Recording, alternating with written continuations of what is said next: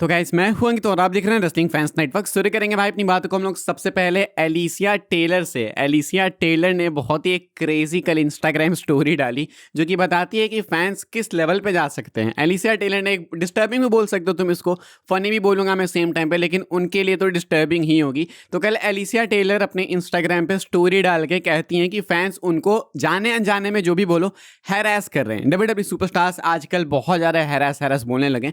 तो Alicia Taylor story पे डाल के लिखती हैं, I guess this needs to be said because it's happening more frequently and I find it to be insane and creepy as fuck. कहती हैं first I appreciate fans and messages of support. उसके बाद कहती हैं if you are a fan and I respond to you this does not mean that we are now best friends. I do not want daily voice messages from you. We are not hanging out. No you can not take me to dinner when I am in town. No we are not going to concerts together. No I will not respond to every single message that you send talking to yourself at this point. कहती हैं it's fucking weird behaviour. तो fans के weird behaviour को call out करती हैं Alicia Taylor and इनकी complain ये है कि चलो तुम मेरे फैंस हो, अच्छी बात है, मैं बहुत अप्रिसिएट करती हूँ एंड मैसेजेस को भी मैं काफ़ी अप्रिसिएट करती हूँ, लेकिन अगर मैंने तुमको रिप्लाई कर दिया, तुमसे बात कर ली, इसका मतलब ये नहीं है ना कि हम लोग बेस्ट फ्रेंड्स हो गए। मतलब इनको कुछ ऐसे फैंस हैं जो कि बात करने के बाद कहते हैं कि चलो मेरे साथ डेट पे चलोगी क्या, कॉन्सर्ट में चले क्या, मेरे से और भी बात करो। लाइक इनका मेन कंप्लेन ये है कि फैंस नॉर्मली बात शुरू करते हैं, उसके बाद बहुत ज़्यादा पर्सनल होने लगते हैं, मेरी लाइफ में इन्वॉल्व होने लगते हैं। तो ये चीज़ इनको नहीं पसंद है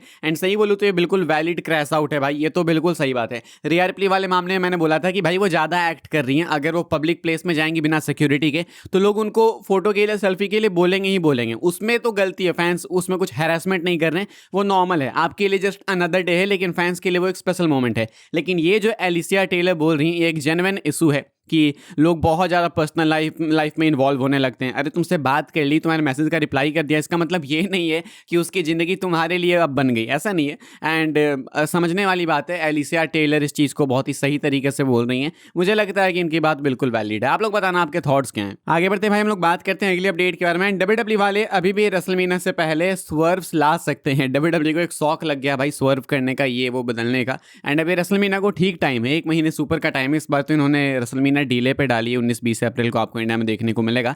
एंड फिलहाल ब्लीचर रिपोर्ट ने अपने रिपोर्ट में स्टेट किया है कि यू नेवर नो, अभी रेसलमेनिया को टाइम है, हो सकता है कि मल्टीपल स्वर्व्स आपको देखने को मिले। यहाँ पे बात Cody Rhodes and Randy Orton वाले मैच की गई है। कहा गया कि जिस तरीके से जेकब की इन्वॉल्वमेंट है, मैकइंटायर को एक तरीके से स्क्रू किया गया, तो हो सकता है कि स्वर्व्स देखने को मिले। फिलहाल के लिए तो एक सिंगल्स मैच सेट है एंड वी ऑल नो कि डब्ल्यूडब्ल्यू वाले एक सिंगल्स मैच ही करना चाहते हैं, लेकिन इंटरनेट का रिएक्शन ये वो कुछ तो बदल सकता है। डब्ल्यूडब्ल्यू देखो हमेशा पिवट करती नहीं है। डब्ल्यूडब्ल्यू वाले चेंजेस तभी करते हैं जब उनको करने का मन होता है। लाइक इनको खुद ट्रिपल एच को मन था कोडी रोड्स एंड रोमन का मैच रेसलमेनिया 40 में करने का, इसलिए इन्होंने वो पिवट किया फैंस का सुन के। अदरवाइज अगर इनका मन नहीं होता तो वो नहीं करते, चाहे कितने डिसलाइक्स कर लो, कितना कुछ भी आउटरेज कर लो। कैरन क्रॉस को वापस लाने के लिए भी ठीक ठाक ही आउटरेज हुआ था, लेकिन वो इग्नोर कर दिया इन लोगों ने बिल्कुल। तो ऐसे में डब्ल्यूडब्ल्यू वाले चुनते वही हैं जो उनको चुनना होता है, लेकिन अगर डब्ल्यूडब्ल्यू वाले मल्टी पर्सन मैच करना चाहते हैं तो डेफिनेटली वो फैंस की वॉइस सुन सकते हैं। लाइक फैंस देखो ऐसा डिमांड नहीं कर रहे हैं कि रैंडी ऑर्टन कोडी के मैच को आप ऐसा बना दो वैसा बना दो।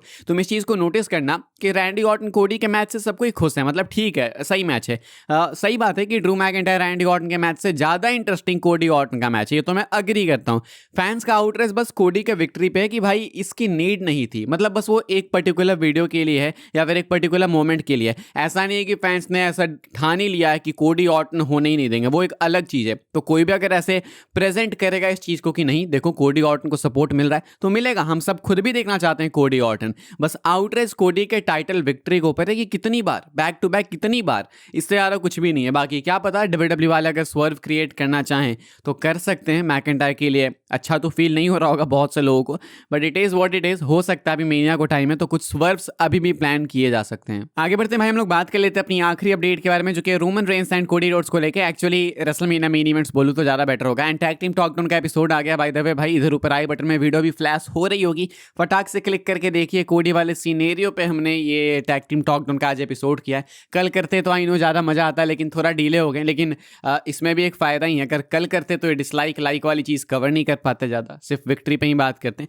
तो वो सब मिला के हमने कवर कर लिया, आप देखिएगा। बाकी हम लोग बात कर रहे हैं रेसलमेनिया के मेन इवेंट्स की। नाइट 1 का मेन इवेंट सेट है, Cody Rhodes Randy Orton WWE undisputed championship match, Cody defend करेंगे। नाइट 2 होने वाला अपना Roman Reigns and CM Punk का मैच। यहाँ जहाँ पे CM Punk WWE world championship defend करेंगे अगेंस्ट रोमन रेंस। ये दोनों मेन इवेंट्स भले अलग अलग हैं, अलग अलग सुपरस्टार्स हैं, लेकिन ये आपस में लिंक्ड हैं। अपडेट का ऐसा मानना है कि अगर कोडी जीतेंगे नाइट 1 में, टाइटल रिटेन करेंगे, तो नाइट 2 में भी टाइटल रिटेन होगी। तुम बोलोगे क्या बात कर रहे हो भाई, अगर एक नाइट में टाइटल रिटेन होती है तो दूसरे नाइट में टाइटल हैंड चेंज करती है, नॉर्मली यही होता है। लेकिन नहीं, अगर कोडी रिटेन करेंगे तो सीएम पंक भी रिटेन करेंगे, अगर ऑर्टन चैंपियन बनेंगे तो रोमन रेंस भी चैंपियन बनेंगे। क्या है, समझो इसके पीछे का लॉजिक। मैं वापस से बैकस्टेज पॉलिटिक्स पे लेके जाऊंगा। क्लेम ऐसा किया जा रहा है कि रोमन रेंस ना कोडी से पिन होना चाहते थे और ना ही कोडी रोड्स रोमन से पिन होना चाहते थे। मिला जुला के बात यह है कि ये दोनों सुपरस्टार्स ही रेसलमेनिया में बन के आना चाहते थे, निकल के बाहर आना चाहते थे एज विनर। एंड अब एक तरीके से भले इनका आमने सामने मैच नहीं है, लेकिन एक इनडायरेक्ट कॉम्पिटिशन जरूर है कि मेनिया से चैंपियन बन के निकलेगा कौन बाहर। तो ऐसे में कोडी रोड्स खुद भी चाहते हैं कि वो चैंपियन बन के निकलें, एंड रोमन रेंस खुद भी चाहते हैं। एंड ये एक चीज़ तुम खुद भी समझना, रोमन रेंस कोडी को पिन करके टाइटल जीतना चाहते थे, लेकिन ट्रिपल एच ने सीएम पंक इनको दे दिया। तो ऐसा तो नहीं है ना कि सीएम पंक देने के बाद ट्रिपल एच चुटकी में डिसीजन ले लेंगे कि हाँ सीएम पंक से भी तुम हार ही जाओगे। तो बहुत दिक्कत हो जाएगी ट्रिपल एच के लिए एंड रोमन रेंस के लिए, देन फिर ड्रामा वापस से ये सब। तो ऐसे में रोमन के जीतने के चांसेस ज़्यादा हैं, लेकिन Cody Rhodes, triple H, Bruce Pritchard ये भी नहीं चाहते हैं कि रोमन इधर जीत जाए एंड उधर कोडी रोड्स दिखे कि भाई ये तो हार गया, रोमन जीत गया। तो ऐसे में सारी लाइमलाइट रोमन पे चली जाएगी। तो इसीलिए ये लोग फिलहाल ऐसा लेके चल रहे हैं कि अगर कोडी जीतेगा तो रोमन भी जीतेगा, कोडी हारेगा तो रोमन भी हारेगा। यानी कि ये मैच भले अलग अलग है लेकिन आपस में कनेक्टेड है। हालांकि मैं इसको ऐसे नहीं बोल सकता कि बिल्कुल ऐसा ही है, ये वन ऑफ द थिंग्स है जो कि ऐसे बताई जा रही है। अभी बहुत सी ऐसी चीज़ें आएंगी कि कोडी जीतेगा रोमन हारेगा, रोमन जीतेगा कोडी हारेगा, ऐसी चीज़ें हैं। हो सकता है डब्ल्यूडब्ल्यू क्या पता कोडी को जिता दे, रोमन को हरा भी दे, ऐसा भी हो सकता है। लेकिन फिलहाल कहा जा रहा है कि ये दोनों ही सुपरस्टार्स मेनिया से विनर बन के निकल के बाहर आना चाहते हैं, भले एक दूसरे को फेस करे या फिर नहीं। स्टार्टिंग से ही यही बात थी। तो दिक्कत ये था कि अगर इन दोनों को तुम सेम मैच में डाल देते तो दोनों विनर बन के तो नहीं बाहर निकल सकते थे ना, एक तो हारता ही हारता। तो इसलिए दोनों को अलग अलग मैच में डाला गया एंड अब अलग अलग मैच में दोनों विनर निकल के आ सकते हैं। तो ये है केस यहाँ पे। लेकिन इसमें रैंडी ऑर्टन को क्यों स्क्रू करना है भाई? रैंडी के साथ फ्यूड चलेगी कोडी की आफ्टर रेसलमेनिया भी, we know this very well. शायद रोमन की भी चलेगी पंक के साथ में, लेकिन ऑर्टन की तो बिल्कुल गारंटी है कि चलने वाली है। फिलहाल भाई इस वाली वीडियो के लिए यही सारी अपडेट्स हैं। एंड आप मुझे बता देना कमेंट करके एक चीज़ कि Roman Reigns and Cody Rhodes क्या ये दोनों चैंपियन बन के निकलने चाहिए मेनिया से, या फिर सिर्फ रोमन या फिर सिर्फ कोडी? लिख के बताना। फिलहाल भाई इस वाली वीडियो के लिए यही सारी अपडेट्स थी। वीडियो को लाइक कीजिएगा,